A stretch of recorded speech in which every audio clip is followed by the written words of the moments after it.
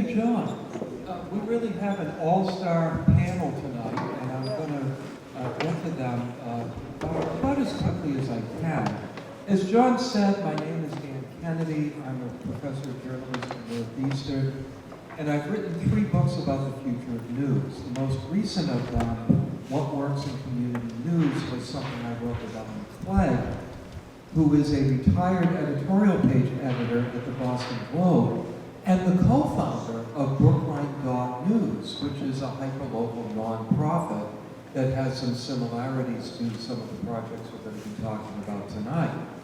For many years, I was the media critic at the Boston Phoenix, which ceased publishing in 2013. And before that, I was a reporter for the Daily Times Chronicle in Woburn, which is still operating under family ownership. The same family has owned it since 1901. So it can be done.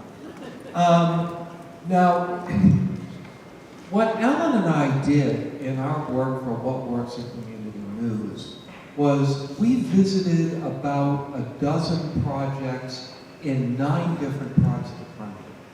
And we looked at digital-only nonprofits, legacy print newspapers, a very interesting merger of a state politics project with a public television station, small radio stations. And I would say that what we found is that when people are thinking about responding to the news crisis in their community, anything can work and anything can fail. There isn't really any one-size-fits-all solution to any of these things. A lot of it really has to do with visionary leadership at the local level, which is what we have on display tonight here. Since 2005, about 3,200 newspapers have shut down. Most of these are weeklies. They're about a quarter to a third of the total number of newspapers in the country. And weeklies are where you tend to get your real neighborhood news, the school committee, the select board, the city council, and somewhat larger communities. So that's all been lost. I actually live in Medford, and we haven't had anything for 2 years. We keep hoping, I'm trying to nudge something along. But the problem with the situation that we are dealing with at the moment is that you can have a town that is just incredibly well served by a local news project, and then you go to the town next door and they've got nothing. So we really need to find ways of filling in those gaps. And I'm hoping that after several hundred of projects like this having been launched in the U.S. in the last few years, I just hope it keeps accelerating. Let me introduce our panel. I'm going to start with John Muldoon, who is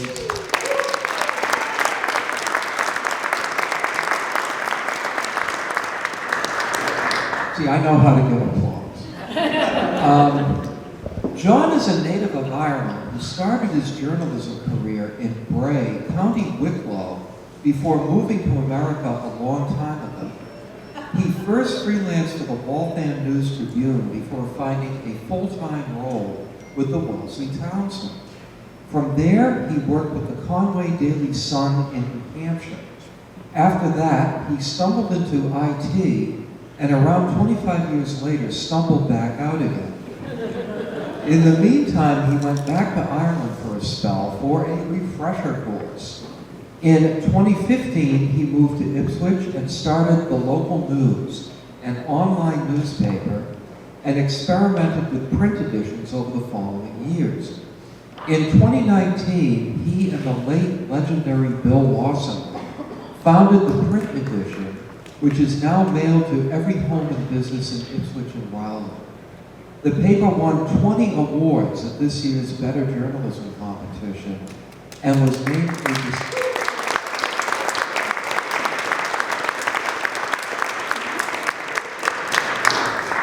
named as a distinguished paper in the New England Newspaper and Press Association's 2024 Newspaper of the Year Awards.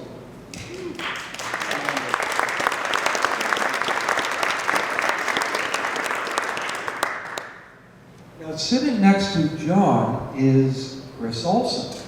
Chris is the consulting editor of the Marblehead Current.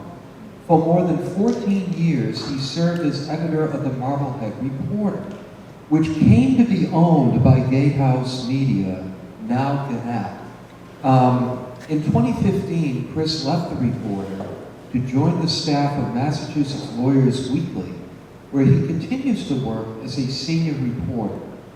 Dismayed by how Gannett had gutted the Marblehead Reporter, Chris joined forces with fellow former Reporter journalists and community leaders to found the Current, which launched its website in June 2022 and is about to celebrate the publication of the 100th issue of its weekly print edition.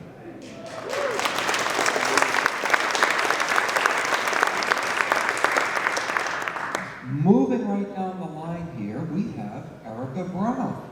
Erica has been the publisher and editor of the 136-year-old Manchester Cricket since 2018. Erica began her career in local news as a reporter at the Salem Evening News and the Portsmouth Herald before moving into marketing for more than 20 years. 6 years ago, she returned to local media and took over management of her hometown paper. Since then, the Cricket has expanded and modernized. The paper has won 18 awards in excellence from the National Newspaper Association and the New England Newspaper Association. Erica is also a member of the board of directors of the Massachusetts Newspapers Association. Now, closer to where I now live, we have something called the Carlisle mosquito. So we have a bug theme in some hyperlocal news in Massachusetts.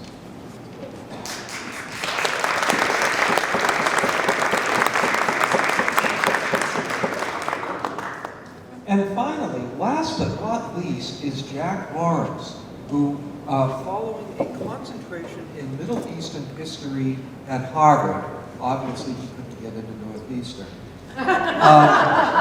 Jack spent 3 years on active duty with the U.S. Marine Corps. His business career began with a special development training program at the Chase Manhattan Bank in New York and proceeded with various pursuits here and there, here and abroad, including trade in various commodities, manufacturing, and residential construction. He has long been active in Hamilton politics and in retirement is in the process of starting a nonprofit newspaper with his partner in crime, George Hatch of Wenham, for Hamilton and Wenham. After a long preparation, the launch is imminent, with the hope that fostering a sense of community and providing a forum for the discussion of the many challenges those communities face. So thank all of you. So anyway, I have some questions that I would like to run through the panel with. At a certain point, maybe if you're itching to ask questions, and I hope you are, I just won't ask all of mine because you probably have more interesting questions to ask. But I'd like to begin by asking each of you to tell us the origin story of your news projects. What problems did you perceive in your community that could only be addressed by starting a publication? Or, Erica, in your case, why you wanted to get into hyperlocal media by acquiring an existing publication? And we'll take it from there. All right, I have the microphone, so I get to go first. It was alluded to a little bit in my introduction, but I ran the Marblehead Reporter for a long time, and then Gannett gutted it, took all the local reporting out of it.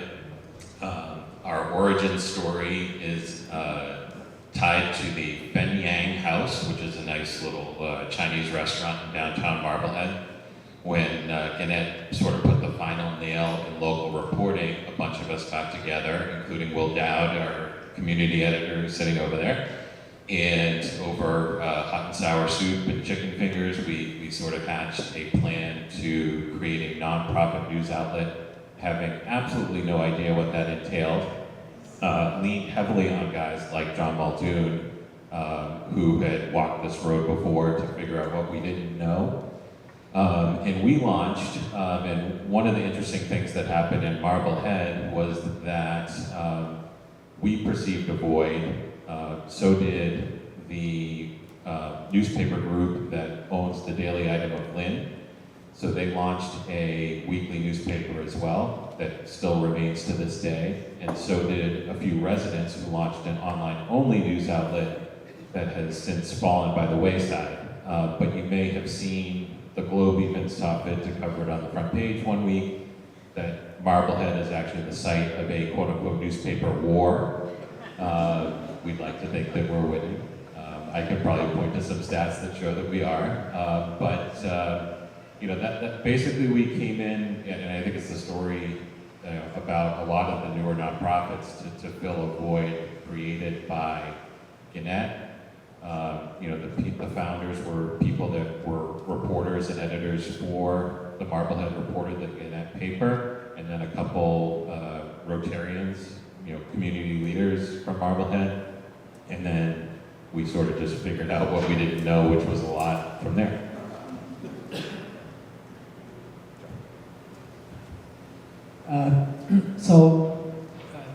We moved here in 2015, and I started a website, an online-only newspaper,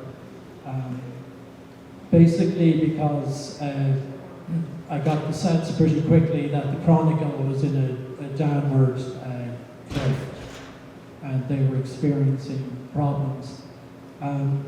Like my introduction said, over the year I experimented with some print editions, and then in 2019 we had a forum just like this. Richard Lodge was, I believe, the moderator, and myself and Bill Wasserman got talking a bit more about how would you do a weekly newspaper. I guess like Chris, we stumbled into the non-profit model. We thought that was the best way to make it sustainable, and we went from there. So Bill was 92 at the time. So moral of the story is, never let up until it's truly time. For me, can you hear me? For my origin story, I guess, for the Manchester Cricket, I'm the fourth owner of a newspaper that's 136 years old, so there really was a lot of continuity in our market, and there was a tremendous amount of love in our community for our newspaper. And I, of course, have always lived in Manchester. I love where I live, and that's what I love to say. Most people live where they live because they really like to live there. They're not there on choice. So they like the paper, they have a strong sense of community. I started in local news, as I mentioned, and as with John, I took a break, but I went into sort of a related industry, marketing and branding. So, and I always told myself I would get back into news, and I always wrote on the side. I was a freelancer, etc. And one of the things I wrote for was the Manchester Cricket for free, just because I loved it, and I adored the editor, Danny Slade, and we used to gossip together, and he's just a great guy, perfect, had a central casting in terms of being an editor. And then I used to joke around with him, and apparently, I kind of do remember I said this, but I like to act like I don't. But I did mention to him once we were joking around, I said, you guys ever decide you don't want to do this, you give me a call. And in 2018, his brother, because he had passed, his brother called my husband and said, 15 years ago, your wife said something to my brother. Was she serious? And that was really how it happened. And I really, it's interesting, I pride myself on a lot of due diligence and a very measured person in terms of business. It literally took me about 2 minutes to decide and said, no, that's what I'm going to do. and I want to do this for the rest of my life. This is my last chapter, is I'm going to return to my community and I'm going to take over the newspaper, and that's how it happened. It was easy for me. I know nothing about journalism, except as an avid reader. And back in the last century, I spent a lot of time in Hamilton town government. I actually came to Hamilton in 1941, and then I returned to Hamilton. I was really a citizen of Hamilton the whole time, living other places. But I came back in the 1970s, and after a time as a FinCom member and a selectman in Hamilton, I finally figured out how the government worked. And I'm a slow learner, so I finally figured this thing out. And then I got involved in changing the government in Hamilton, got involved in a lot of Hamilton politics. And then things were rolled along. We had the Hamilton Chronicle, the Hamilton Wenham Chronicle. It got bought up. The next thing we knew, we were a paragraph in some Essex County newspaper.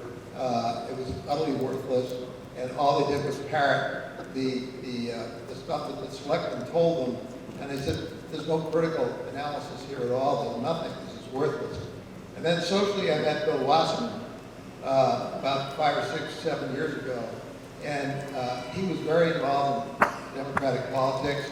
I value myself as an independent, but there's only one place I vote.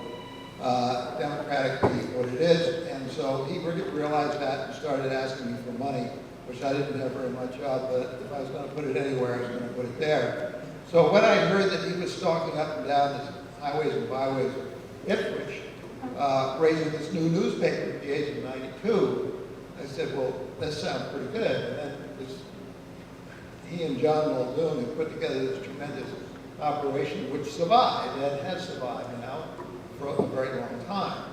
So I called up Bill one day and I said, Bill, why can't we do this in Hamilton and Wenham? Why can't we have a newspaper like the Ipswich Local News in Hamilton and Wenham? And he said, you don't have the retail base in Hamilton and Wenham to survive 5 minutes. Forget it. So I did forget it for a while, and then after John managed to keep this thing going for all these years, I said, we are going to do it. And so I joined up with a partner from Ipswich. He has a journalism background. He's got an extensive journalism background. He grew up in Beverly, but he was newspapering after college in Argentina.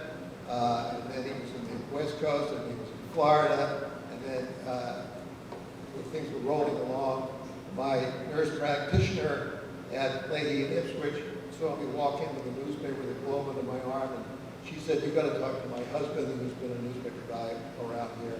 He's now our editor, and unfortunately, he was also the source of our latest slowdown because he had brain surgery about 3 weeks ago. And so our first edition is now scheduled for December 5th. And my theory is that the COVID plague brought a lot of people out of the city of Boston and around and about. And I think a lot of them are now back in the woods. And I think they're going to be cannon fodder for our ad campaign. And my hope is that we're going to be able to get a lot of ads in addition to the donations, which hopefully people will send to us from the Hamilton Wenham. So God knows, everybody I've talked to said, we really need that paper.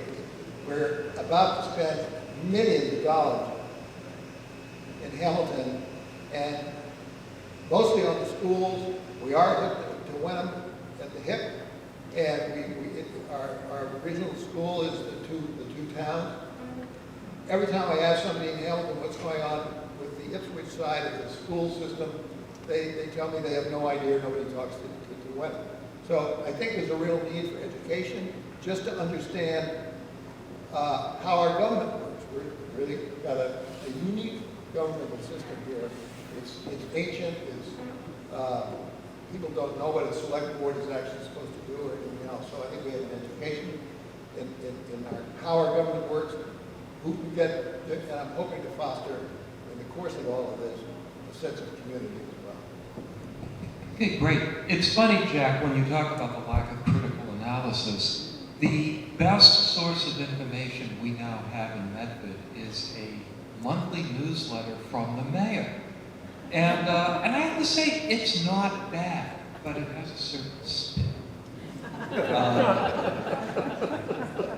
I'd like to ask each of you, what has been the biggest challenge that you faced in doing your project? Jack, in your case, it would be during the pre-launch phase. To put it another way, is there one thing that you wish you could do over again, and what would that be? Just one. The one biggest. All right. So, well, Jack hit on one thing that struck a chord with me when he mentioned the editor with brain surgery, and the one thing that resonated with me for that is that when these organizations first start out, they are dependent upon a very small number of people, and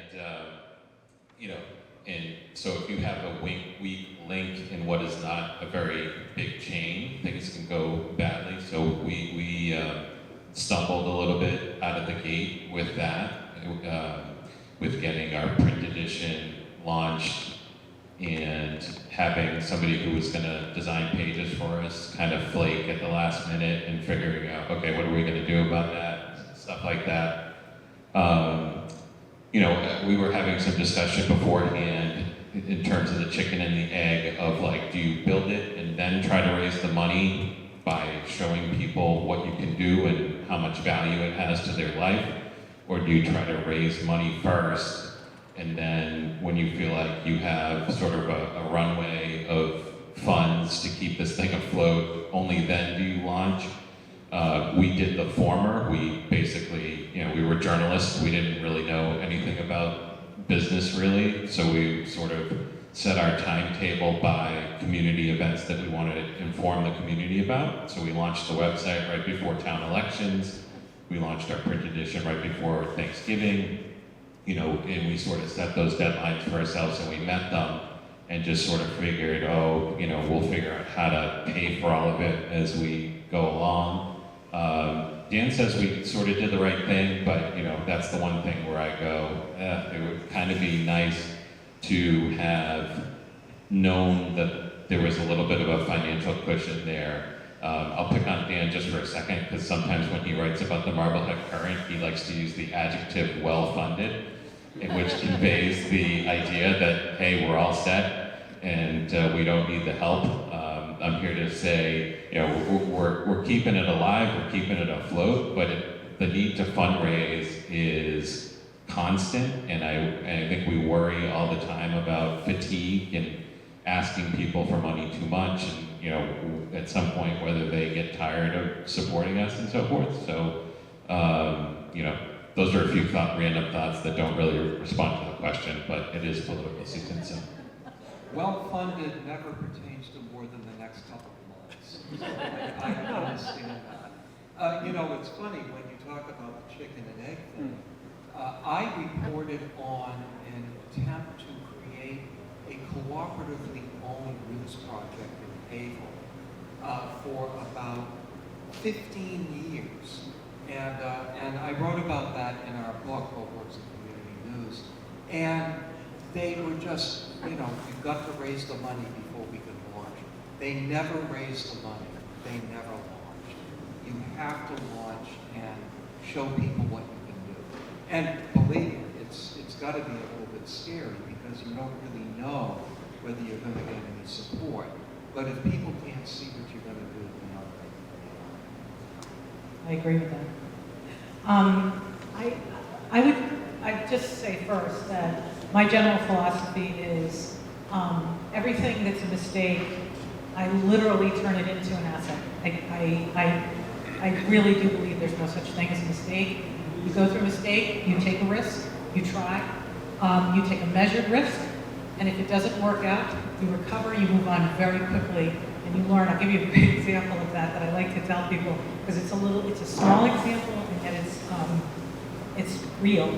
I remember, we have legal notices in our newspaper, and that's a considerable source of revenue for an average newspaper if they have legal notices. For us, it's probably about, I don't know, $30,000 a year. So it could pay for some reporting. So, but let me tell you, legal notices are non-negotiable, especially when it relates to things like the Conservation Commission or things like that, things, semi-judicial things, especially if they're attached to big budgets. Somebody's spending $1 million on a porch in Manchester and they need to go through the Concom. And if I don't get that legal notice in and they're delayed by a month, that's not a good thing. So it's just, you really do have to get those notices in every time. And I never miss them. One, I missed. And let me tell you, I remembered, I woke up on a Thursday morning, and that's when we had to go pick up our newspapers, and the first thing I thought was, oh my God, that legal notice didn't get in. It was a mistake. So the paper wasn't out yet, and what I did was I immediately contacted the client, which is, the Conservation Commission. I said, all right, the bad news is your notice is not going to be in this week or next month. But the good news is that I am going to purchase a legal notice for you in the competing newspaper or another newspaper that has the coverage, the Gloucester Daily Times. And then I will print your notice next week, so it will have a practical notice and your legal obligation will be covered, right? So there you go. That was my solution. Okay, I call up the Gloucester Daily Times and I say, okay, I need to place this legal notice because they're more of a daily, right? So I can get it in time. And they said, now I had inherited the legal notice rate at the Manchester Cricket at the time was $12 a column inch. $12 a column inch, we heard that number, right? I called the Gloucester Daily Times, it's $54 a column inch. So guess what? The good news is my rates went up. So that was sort of recovery. Now, guess what? It's still half price. But there you go. So that's my philosophy for just recovering quickly and when you make mistakes, because you're always going to make a mistake and you should not let the prospect of a misstep stop you from going ahead and making that step and then just looking honestly at people and saying afterwards, I made a mistake, I'm not going to, and guess what, never happen again, and move on quickly, because sitting with mistakes for a long time is what kills you. In terms of your question, Dan, which is what we do regret, I really, as a result, don't regret much. I feel good about all of my decisions. However, I will say this. I think I should have taken more time in the beginning to better understand and weigh out whether to be nonprofit or for-profit. And John, I've spoken with you, we've spoken about that quite a bit. And it's literally almost 5 years later, and I don't feel like I have the time to quietly think it through. And so I would say to people, really be clear about that, because I'm still wrestling with it. And you're a for-profit, right? Yeah, I'm a for-profit, and yes, very much so. Oh, I'm sorry. Do you have regrets? Yeah. John, So- can you talk about regrets? Sure.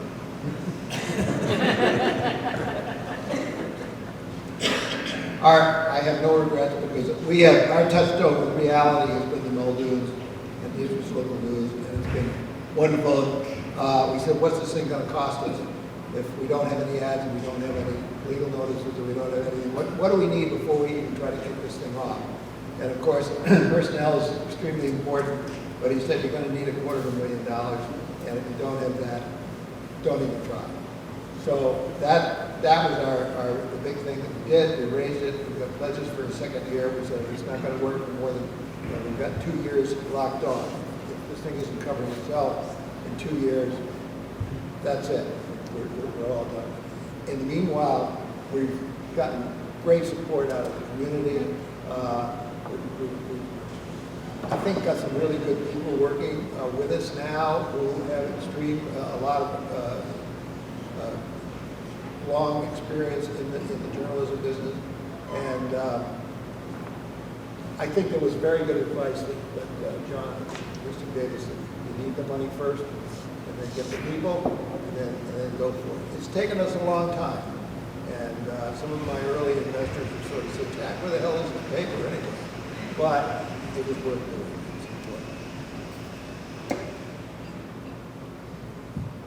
So I forgot what question was, but Regrets, you've had a few? regrets, I've had a few.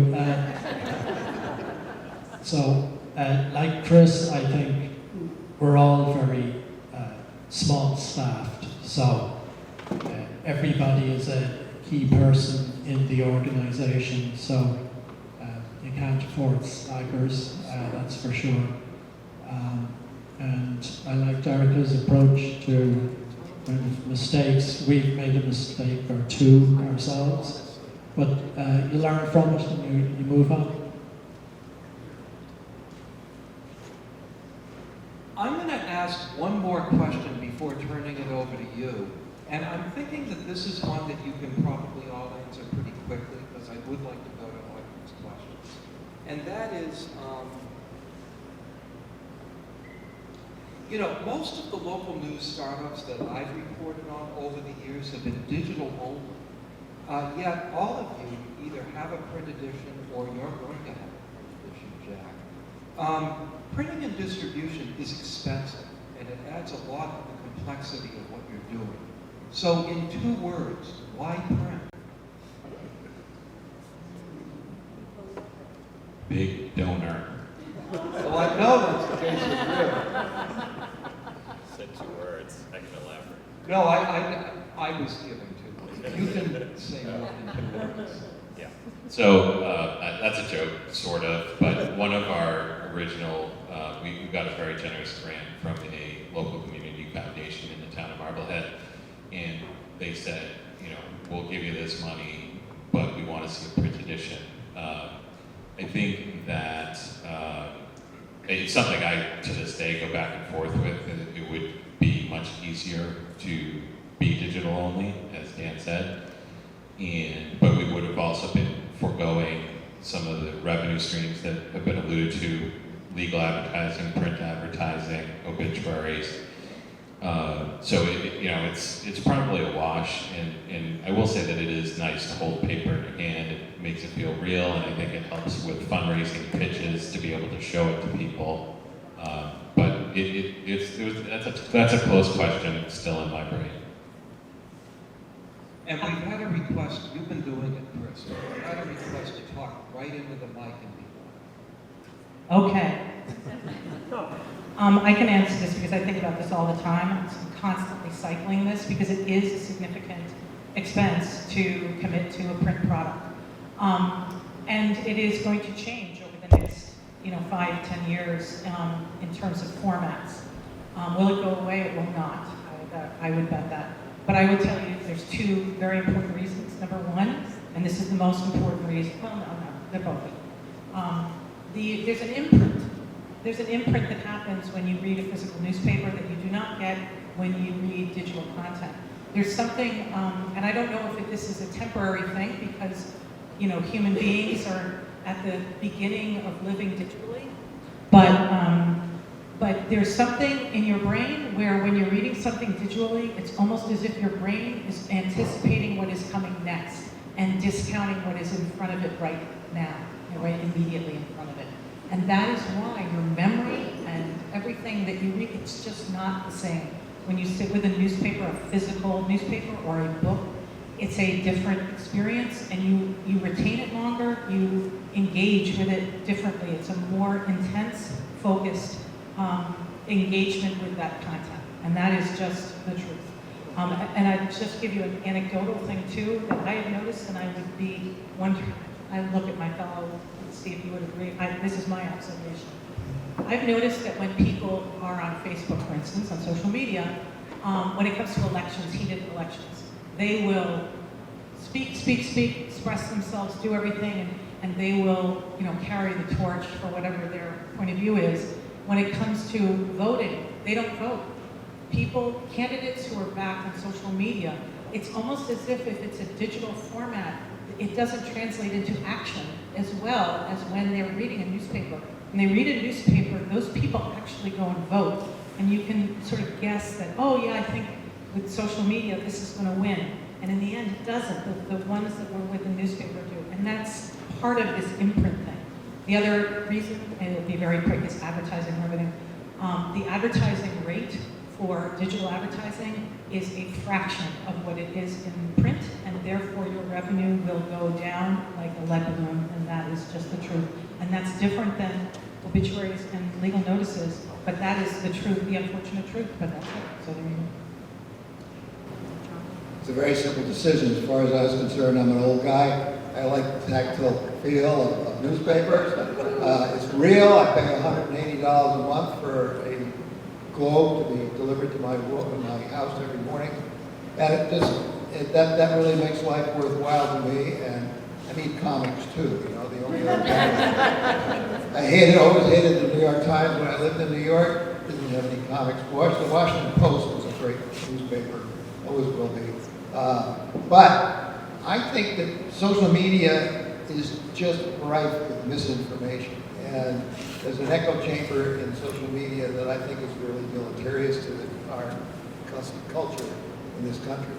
And I think if we put a newspaper in everybody's mailbox every week, they've got to handle it. They may use the pack the fish, throw the fish away, or they may read it. And my hope is that they're going to read it. And I think that it just, I've watched the example of the Ipswich local news. I think it just makes a huge amount of sense. And that's the Bill Wasserman legacy as far as I'm concerned. So the answer for me is that people sit up and pay attention to print more than they ever do online. And like Erica said, it's more expensive to produce, but the economics are better in that your revenue potential is higher. So for that reason, we're able to hire 2 reporters. With the website, I don't see that happening at all. One of the projects that we wrote about in our book is the Bedford Citizen. I don't know if any of you have ever seen the Bedford Citizen. They've been around for about a dozen years, and it is digital only. They've never had a print edition, and yet they have managed to attain pretty remarkable penetration in the community. But to speak to what you said about legal ads, the now former editor of the Bedford Citizen once said to me, if I could run off 30 copies of the Bedford Citizen on a mimeograph machine, and that would get me access to the legal ads, I'd do it, because the legal ads are quite important. Anyway, we would love to hear what questions you have. You can direct them to all of the panelists, one of them. It's entirely up to you.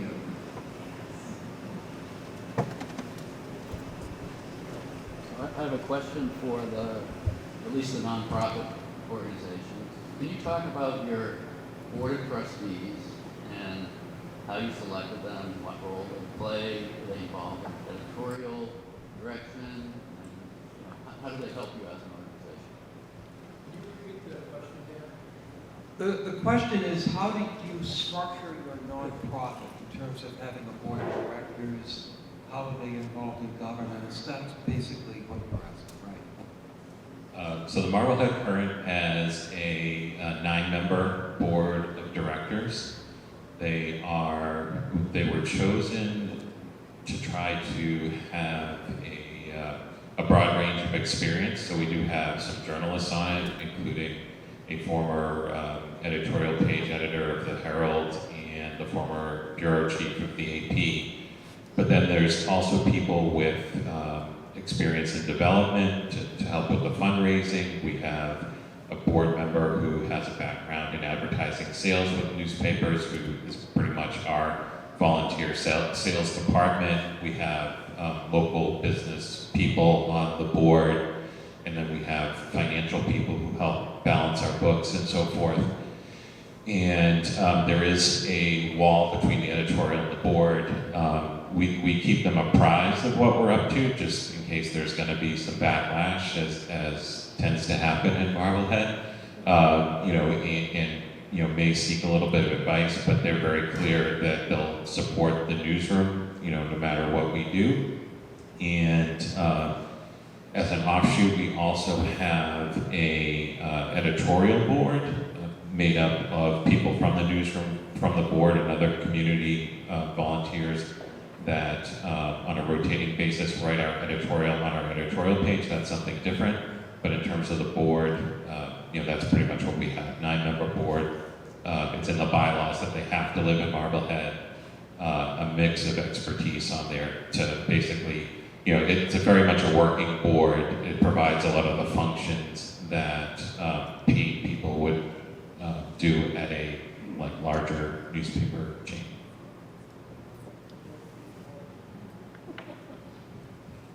We have one of our board members is here this evening. Christine, if you want to stand up there, who is there's only 5 of us on the board. George Hatch, my partner, Christina, Paul Michelides, who lives in Wenham and teaches as a professor of communications at Emerson, and Eric Conby, who is our editor, who's had a lot of experience with the Beverly Times, the Boston Business Journal. He's not currently involved in journalism, but we're trying to make him stay there. So we have a small board with broad experience in journalism, and I think it's going to work really well. I'm feeling very, very bullish about it. So we have a small board, 3 people. There's Chuck Goodrich. He's CEO of the Concord Monitor Group of newspapers. Bill Wasserman, Bill Kraft is a former selectman and God knows any number of other boards in town. And then there's myself. And they're not quite a working board, more of an advisory board. Fiduciary responsibility, things like that. Okay, questions? Yes. As you all decided to move to print, how did you decide how many people to reach? That is, were you depending on subscribers, businesses, sending to everyone in town? How did that work? We go to everyone in town for free. Basically, it's a trade-off of just knowing that you're not going to get that revenue. There's a high-minded idea to that of that we're trying to serve the town and not just the people that can afford to pay or want to pay, but serve the town. And then it does help make the case that people should support us with advertising and that we can be the paper of record that the legal notices go into, to know that it's going to every town, every home and business in Marblehead. And there was never much debate about that. As a nonprofit, you actually get a nice little break on the postal rate, so that's a good thing. So that's pretty much what we do. We deliver it for free. I'm not sure, there may even be some provision. We're a member of the Institute for Nonprofit News, and they may actually technically prohibit members from selling subscriptions. It's almost a little bit of a language issue. Like you could call people supporters, and it functions a lot like subscription revenue. But we just ask for donations and so forth. Yeah, Chris, talking about the Institute for Nonprofit News, they don't prohibit nonprofits from charging, and there are a few that do, but they discourage. Yeah, we're for profit, as I said, so we do have paid subscriptions. We do not do the same thing, and it is a considerable discount. It's about 45% with the post office if you do that. So, and the post office has really been escalating its rates, even with media rates, which were already pretty good. So we have a subscription. It's funny, we have a debate in our office about what should the rate be. I philosophically think that newspapers should not be prohibitively expensive. They should be easy to purchase. So our subscription for print plus digital is $52 a year. It's very, very easy. Over half of our town pays to subscribe to the Cricket.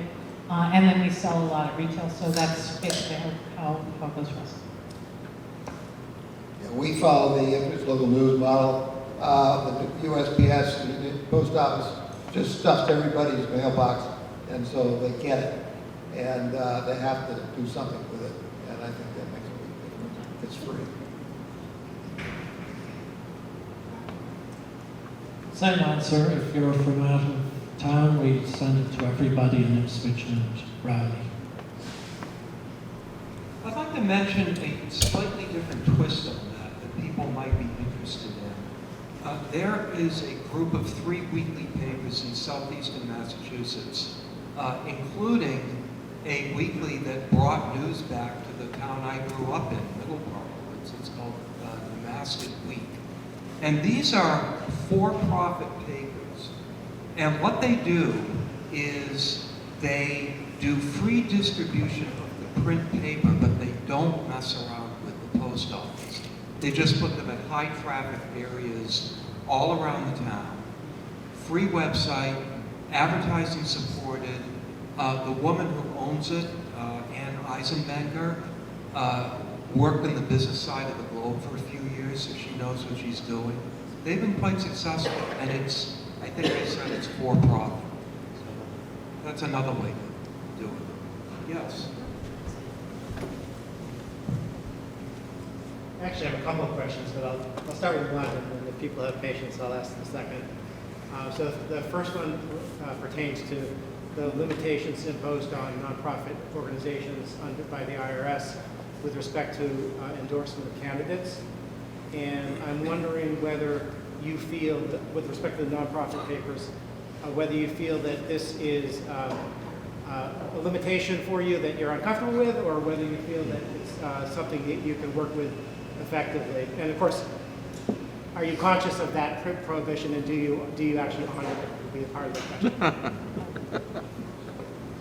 Definitely honor it. There's a camera rolling. I'm not going to say that. I mentioned before that we have an editorial board, so we do staff-produced editorials every single week in our paper. And I'm happy to go on about this because I'm pretty passionate about the idea. A lot of nonprofits do not do editorials at all, staff-written opinion, and I think they're missing the boat in a big way on that. And I'm happy to discuss that further. But so we do abide by the guideline of non-endorsing candidates. I'm slightly bummed about that because I think it's just like anything else that we weigh in on those editorials, that we come by the stances we take on those issues honestly. We do the work, we research the issues, and we write them in a way that we hope is at least persuasive or at least gets people to think. And so, it is a little bit of a bummer to have this little carve out of topics that we can't touch.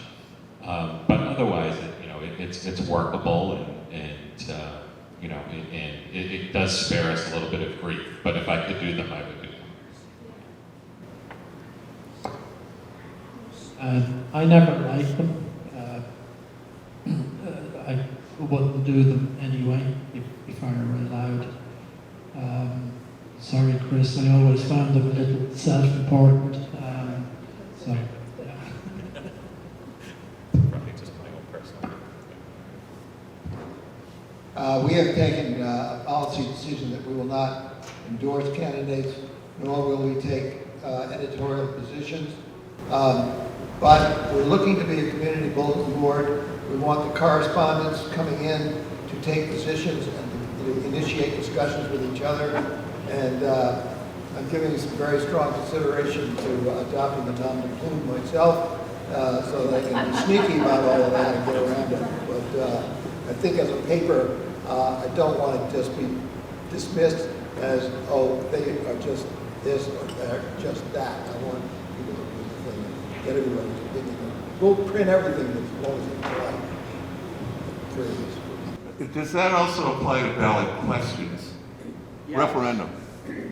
Let me just briefly add to my answer to the brief. We have a very active op-ed section.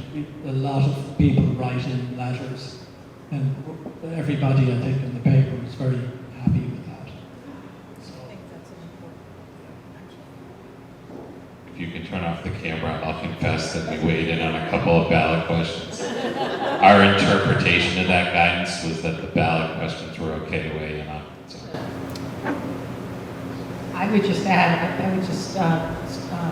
add that I agree very much so with John, that one of the metrics of health and vitality in a newspaper is its letters to the editor section, which is not really from the paper, obviously, and it's a metric I watch very, very closely and has really come a long way, and I think that that's a very important metric.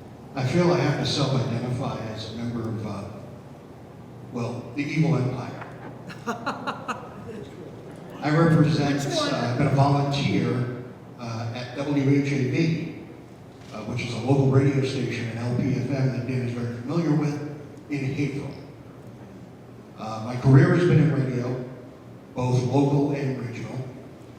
And about a year ago, you all lost your local radio station in North Shore 104.9.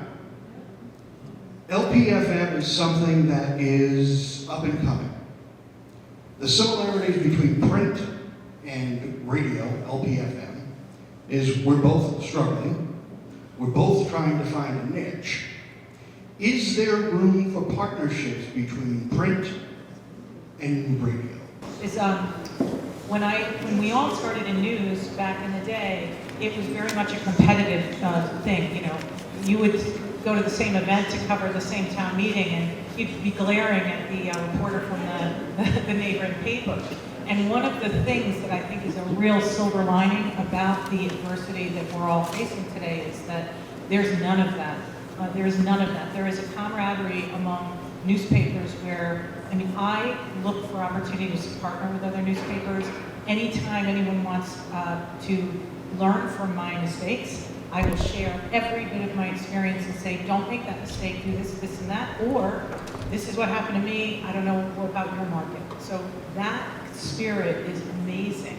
And one of the more interesting examples that I've come across is in New Jersey, in your book, Dan, about, and this I think is a format that I think has a huge potential, and I don't know why it's not done more often, which is partnerships between local community newspapers, nonprofit or profit, but it probably has to be nonprofit, with community television. And I also think that could also include radio, because really that sort of multi-format kind of partnership has an ability to cover in ways that are dramatic. And I do think that is a huge opportunity. And I think that the climate of adversity is sort of yielding that people look for those opportunities. And thank you. I just wanted to say that. Yeah, we actually have a partnership with our local community TV station. They resisted it initially, in part because there were two different print news outlets in the community, and they didn't want to feel like they were playing favorites. We eventually convinced them, hey, we're a nonprofit, you're a nonprofit, it makes more sense. So we worked that out to a degree. We partner with colleges. We've had awesome interns. We have sort of a burgeoning partnership, sorry Dan, with BU. And, and other, we're always open to free help. Free help is great. And so we're willing to listen to anything that could be mutually beneficial. It takes a village to do any of these projects. Yeah, likewise, we're always open to partnerships and discussions and so on.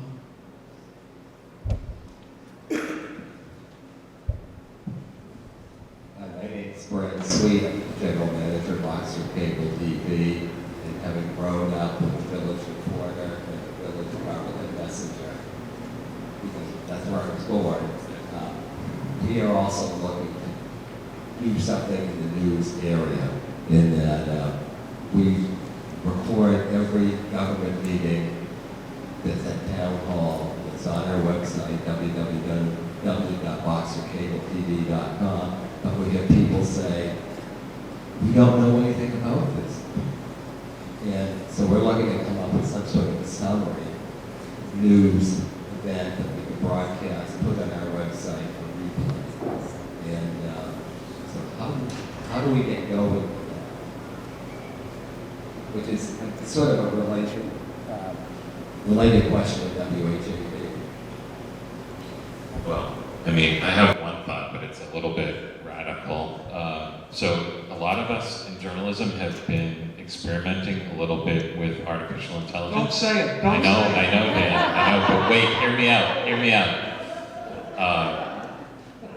Okay, so there's responsible use of AI, and there's irresponsible use of AI, and I feel like that there's something there with precisely what you're talking about.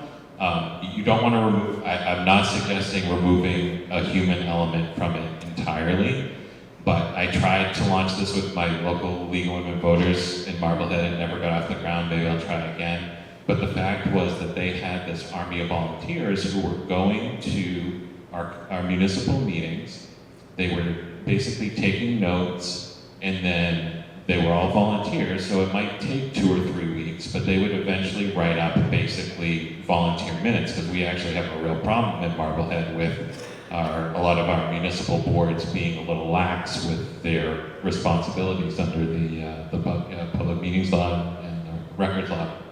And I tried to convince them. I said, hey, look, you're sending these bodies to these meetings out there. I even put this in an editorial.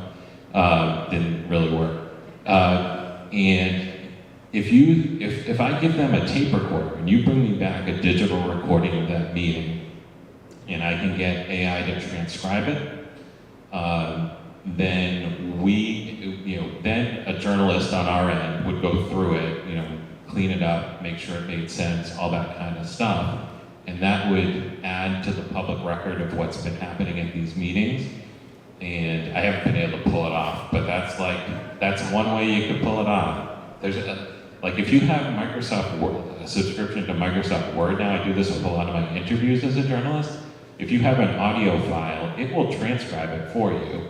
And then it's just a matter of what you want to do with that transcription and how you want to make it reader friendly. We would have, and this is a COVID, an artifact of COVID, we had a weekly standing check-in. It never took more than 15 minutes with somebody from community television on Zoom. It was recorded. It went into an audio podcast as well as a video podcast. It was just a community update with the editor of the Manchester Cricket. That is so easy to do. And I didn't want it edited. If we made a mistake, okay. It was very natural, and people really, really got a lot out of it. And the Gloucester Daily Times was part of it too. I don't know, John, if there was a similar thing here. I don't see it happening in Hamilton and Wenham. We have a very good system in Hamilton, I think, I don't know Wenham, of recording selectmen's meetings, planning board meetings on different issues and things of that nature. I don't see repeating any of that in a paper format. I think it's our job to take that material and analyze it and try to put it into a pro and con format to describe the issues discussed and come up with some kind of resolution if that's appropriate. I don't see an interplay because the electronic versions are already available within the town itself. Analysis, I think, is what we do. Since Chris mentioned the League of Women Voters, I'm going to give him a shout out. The Bedford Citizen was actually started by 3 volunteers with the League of Women Voters. They were going to all these meetings, as you say, reporting back to their membership. And they finally said, why don't we write it up and publish it on the web? We don't like what our Gatehouse Weekly is doing. And that is how the Bedford Citizen started, as a volunteer project that later became a paid professional site. We are, take maybe 1 or 2 more questions. Conventional wisdom is that younger people don't read print. So a couple of questions for you. One is, do you believe that? 2, are you doing anything in particular to attract younger readers? And 3, are you measuring your readership? Do you do surveys? Can you tell your advertisers who's actually reading the newspaper? So let me just answer the Boxford question first. We do a supplement every week for Topsfield and Boxford. And to get back to what Chris said about the AI, there's a not so eye in terms of you can pull down a video and play it at 1.5 or twice the speed and get through a 3-hour meeting in an hour and a half if needs be, you know.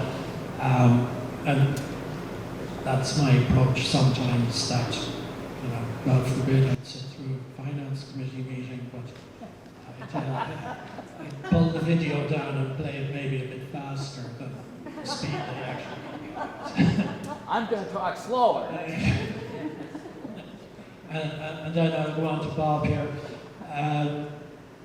So I heard a good remark very recently. We had a photographer in working on a separate project, and she said somebody was worried that the paper didn't have younger readers, and the editor's view was that they'll come around soon enough when they buy a house. So maybe people... I can't afford to buy a house. Nowadays, yes. But maybe people age into reading papers. We were criticized early on. We launched Halloween 2019, and then the pandemic came along the following February. And I was watching a lot of meetings online, writing them up, not going anywhere. The paper was really grey. And at that point, we came up with the dad joke. And so I had Ed down the back draw a cartoon with an empty bubble. And every week we go out and look for a bad joke to populate the bubble. That's for the younger readers, you know, just maybe to get them to look at the paper. So, and you had a third question? Are you measuring your readership? It's tougher to measure print readers. Online readers, you can drill down and get an awful lot of detail about genders and ages and locations and all sorts of stuff. But I'm not sure if I'm willing to pay for a survey for the print readership, but maybe it's an idea. I'll start with that last one first, just because it came up. We've actually gotten a couple of community volunteers that do surveys to run one for us. So we'll be doing that right after the first of the year, get through the holidays, and then do it. And then we also, even though we do send our print edition into every home, we have really robust web traffic, and we watch it pretty closely and try to learn lessons from it and see what's performing well and what's not, where the traffic's coming from, so forth and so on. We have an email newsletter to generate additional traffic to the website and so forth. So we look at that stuff pretty closely. And then as far as young readers, I'm the dad of a college senior who went to work for his college newspaper against my better judgment.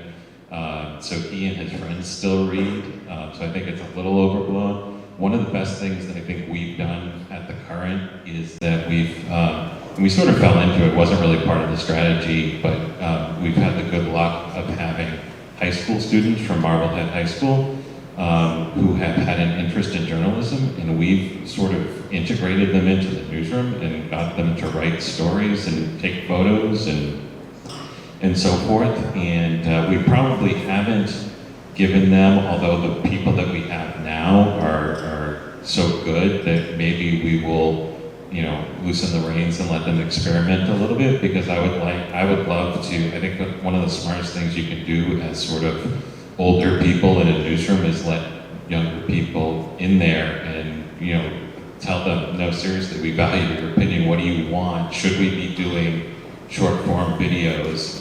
Would you like to do that for us? And so forth. And, just sort of be open to you're talking to 4 people who are, involved in print newspapers, so we are old school by nature, but I am always open to things that we could work in that help us adapt to changing news consumption habits.